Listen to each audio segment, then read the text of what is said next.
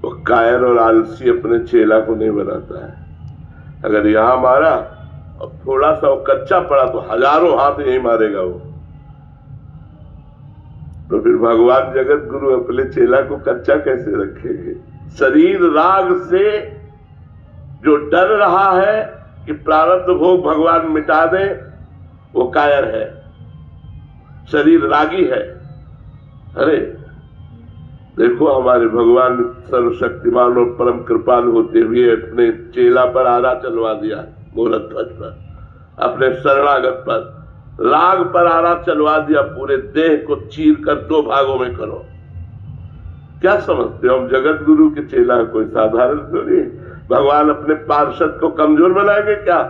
बड़ा सा बड़ा प्रारब्ध भोग भी ऐसे हंसते हुए मुस्कुरा करके जब आग में झोंका गया प्रहलाद जी को, जहर पिलाया गया प्रहलाद जी को, बड़े बड़े गजराजों से रौंदा गया प्रहलाद जी को, अस्त्र शस्त्रों का प्रहार किया गया, कृत्या उत्पन्न की गई, क्या क्या नहीं किया गया, लेकिन बाल भी बाका नहीं हुआ।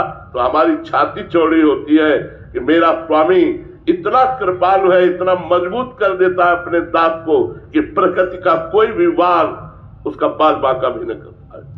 सीम की चाप सके को तासु, बड़ रखवार रमापति जासु। भगवान अपने शिष्य को, अपने पार्षद को, अपने भक्त को कायर नहीं बनाते, कमजोर नहीं बनाते, विश्व को दिखा देते हैं कि देखो अगर जरूरत पड़ी तो मेरे लिए गर्दन कटाने में भी पीछे नहीं हटने वाले। इसलिए भगवान प्रारब्ध नहीं मिटाते, प्रारब्ध भोगने की सामर्थ्य देते हैं। भोगो और मेरा स्मरण करते हुए जगत के लिए उदाहरण बनो, जगत को दिखाओ कि हम भगवान के हैं और हर कष्ट सहकर भगवान के हैं। इसलिए बड़े बड़े महापुरुषों के शरीरों में भीषण पीड़ा दी गई। ये क्या है? भगवान परिपक्व करते हैं, भगवान मजबूत करते हैं अपने दासों को, देह भाव से रहित करके चिदान तभी तो होता है। ऐसा कैसे? बोले ऐसा इसलिए क्योंकि भगवान के दास हैं, क्योंकि भगवान के जन हैं। इसलिए सर्वाश्चर्यमय भगवान की कृपा, भगवान की कृपा कमजोर नहीं करती। पर जी प्रतिकूलता देके विशेष भजन में रुचि करवाते हैं। बिल्कुल, प्रतिकूलता ही भगवान के साक्षात्कार का योग प्रदान करती है।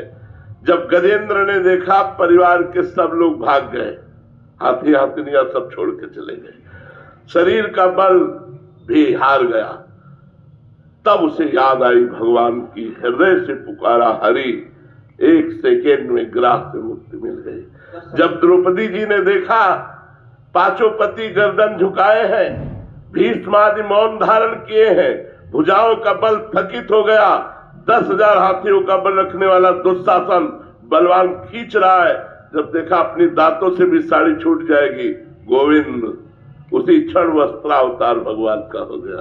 तो प्रतिकूलता योग प्रदान करती है भगवान के मिलन की। पर क्या सभी साधकों के जीवन में आएगी ये कि उसको शरणागत होना ही पड़ेगा प्रभु के चरणों में, या अलग भी स्थितियां हैं? अब ये वैद्य जाने की कौन सी दवा किस मरीज को देनी है। ऐसा तो नहीं कि बुखार में एक ही दवा सबको चलती हो, एक ही डोज सबको दिया जाता हो। एक ही प्रकार का बुखार नहीं होता, कई प्रकार का बुखार होता है, तो कई प्रकार की दवाएं भी होती हैं।